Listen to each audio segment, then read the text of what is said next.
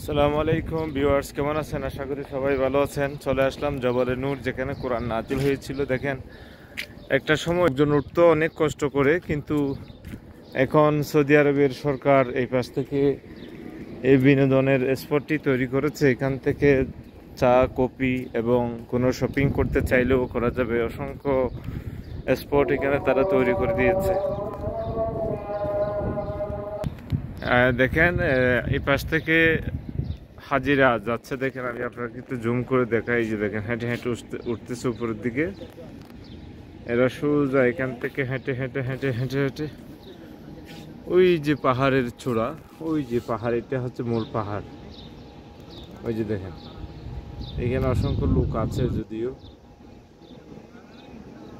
এখান থেকে মোটামুটি উঠতে সময় লাগবে টোটাল 45 মিনিট মতো লাগতে পারে। আর এই পাশে কিছু হাজি আমরা দেখতে পাচ্ছি। এরা হচ্ছে ইন্দোনেশিয়ান হাজি। একজন মুআল্লিম তাদেরকে বোঝাচ্ছে যে এখানে পরিস্থিতি সম্পর্কে। মাশাআল্লাহ।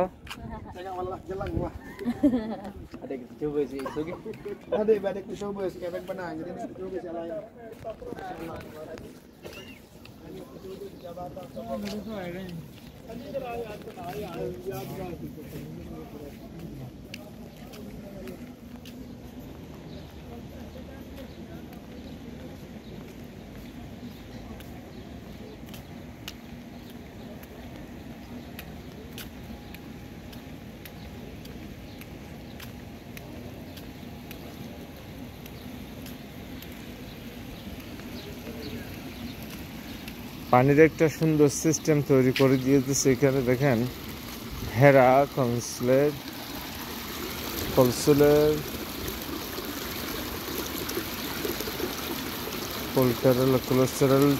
Cholesterol district. একটা বিষয় আপনাদেরকে বলি, সেটা হচ্ছে যে আমাদের দেশের হজ করতে, উমরা করতে আসতে প্রচুর পরিমাণ অর্থ খরচ হয়। দেখেন, এরা কিন্তু একদম গরিব পরিবার, পাকিস্তানি সম্ভবত। দেখেন, মানে একদম নিম্ন পরিবেশের মানুষজন। এদের কয় টাকা খরচ হয়েছে, এরা কয় টাকা খরচ করতে পারবে? দেখেন, এরাও কিন্তু খুব সুন্দর করে উমরা করে চলে যাবে।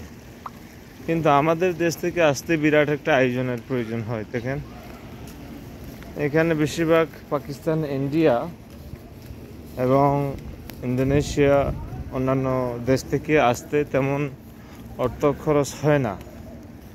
বাংলাদেশি টাকায় 40,000 টাকা খরচ করলেই তারা আসতে পারে।